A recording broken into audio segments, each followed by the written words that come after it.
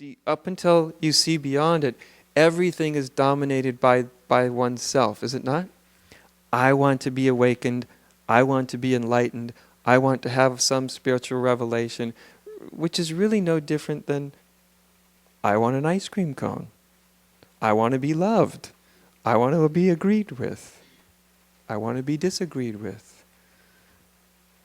I like or I don't like. Do you see how the fiction of self always keeps itself in the center of one's consciousness? Yeah?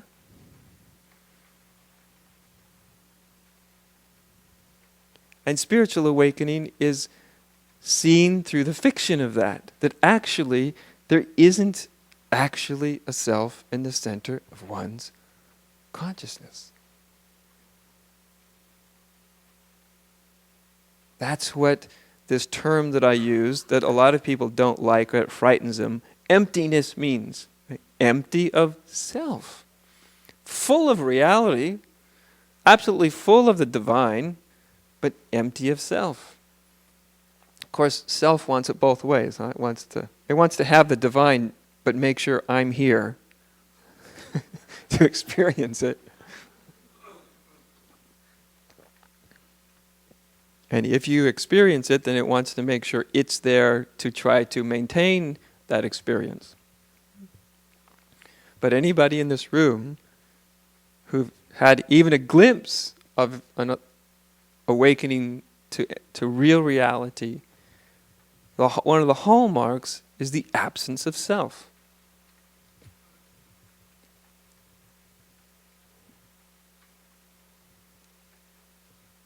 That's the beauty of it.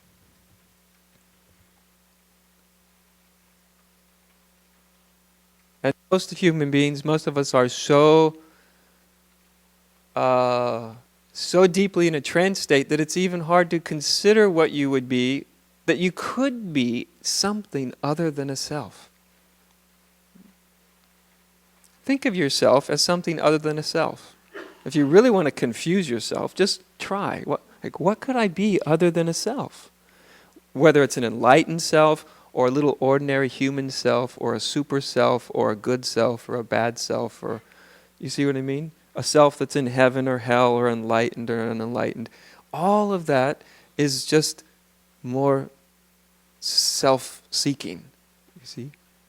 And it's really, we're so encultured into this that it's almost impossible for most people's minds to actually think of themselves, what they could be, the reality of them in any other terms other than a self. That's how complete the fiction has become. Yeah.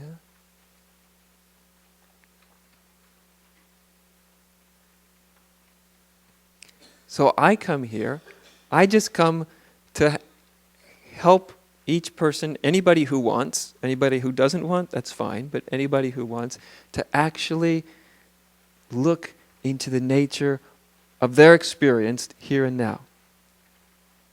And the first thing you might see,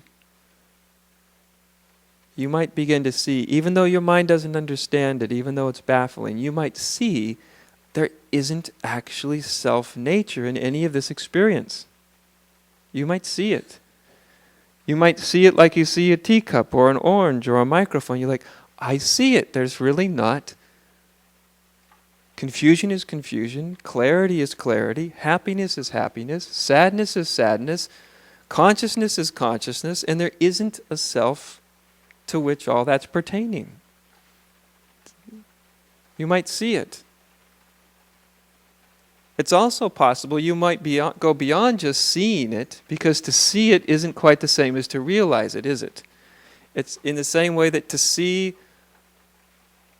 an orange is not the same thing as eating an orange, right? So you can have it pointed out to you, yes, there's an orange. You go, oh, I've never seen one, lovely. But to see it, to see the absence of self is one thing, to experience it is quite something else. But to see it opens the doorway to the experience.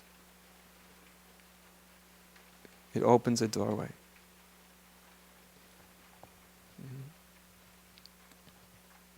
It is ironic, is it not, that the thing that terrifies oneself the most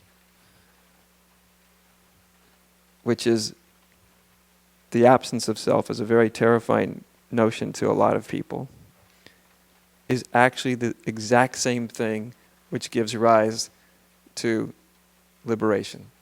The liberation from self.